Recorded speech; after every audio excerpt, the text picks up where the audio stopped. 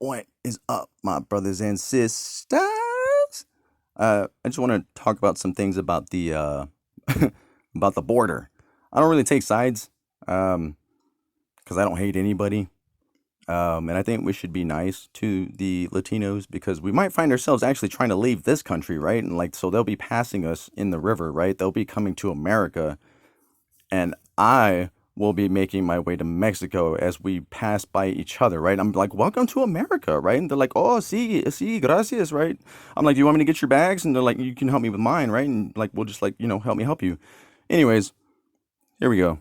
Being here, I sit as the ranking member on Homeland Appropriations, and my position has been very clear over the years. We need to have border security, but at the same time, we need to respect the rights and the dignity of the migrants that are trying to come into the U.S.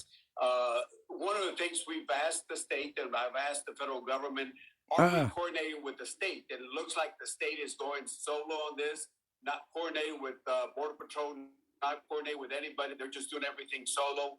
As an example, on the buoys themselves, I was sitting down because, by the way, for the folks who are interested in. So, what the topic is really mainly touching on is the buoys, the floaties that they put in the river for them to not be able to get over. So, this is the issue at hand here because this has happened and now they're talking about it. The International Boundary Water Commission, we gave them the largest increase while they're cutting funding.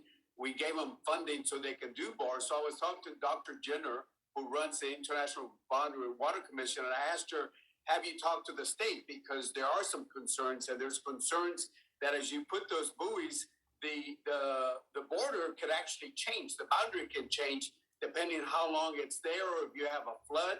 I know where to drop, but if you have a flood, that could cause some problems there.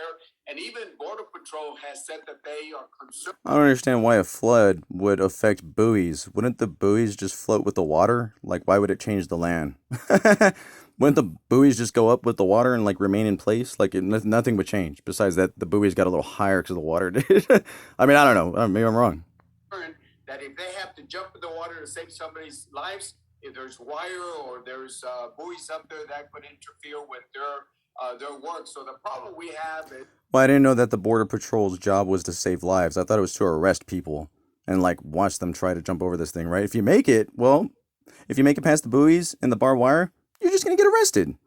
I mean, I don't know what jumping in the water and saving lives has to do besides like morale and like just human intervening because of your conscience. But the buoys and the razor wire, like, I don't know how they're saving these people and how they made it over all that in the first place, right? Because after that, it comes the mines and the army with guns. That the state is not cooperating or working or coordinating at all with the federal government. They're going solo on it, and I certainly stand with my colleagues to make sure that we find out exactly what's happening. Again, we want to see border security, but at the same time, you got to respect. We also want to see lifeguards to save people. I don't understand. That's two separate jobs. The migrants with respect and dignity. Thank you, Henry. Thanks, Henry. Also a congresswoman who represents the border up in El Paso. El Paso? And that's Congresswoman Veronica Escobar. Okay, Veronica. Thank you so much, Representative Castro. A few points that I think are really important for folks to make, and to understand, and I associate myself with the remarks of my colleagues. I mean, this is incredibly horrific, inhumane.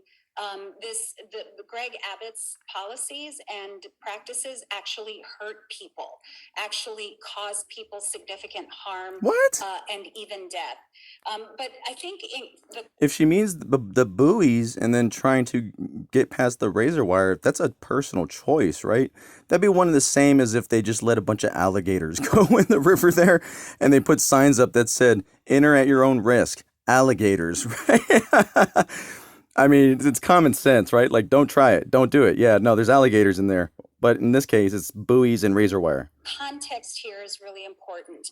When Donald Trump was president, and we know that Donald Trump used cruelty as public policy. What? Even his Department of Homeland Security rejected the use of buoys. What? Because they knew how deadly the policy and practice would be. And so Greg Abbott is used. Yeah, they were like, if people try at their own risk, they might not be able to make it over. I mean, they might drown, so enter at your own risk, alligators. seeing a policy and practice that was rejected by one of the most anti-immigrant, inhumane presidents of our lifetime.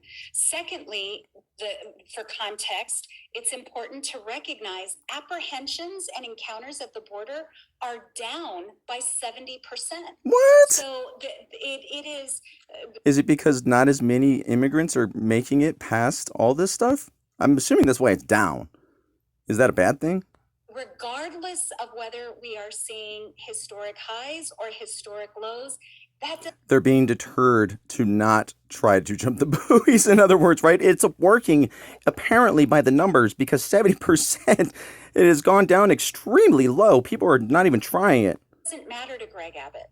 This is all part of his effort to engage in the most cruel way with immigrants. And yes, by letting them choose what they want to do. And if they want to risk their lives, then you may do that. You are a human being with choice.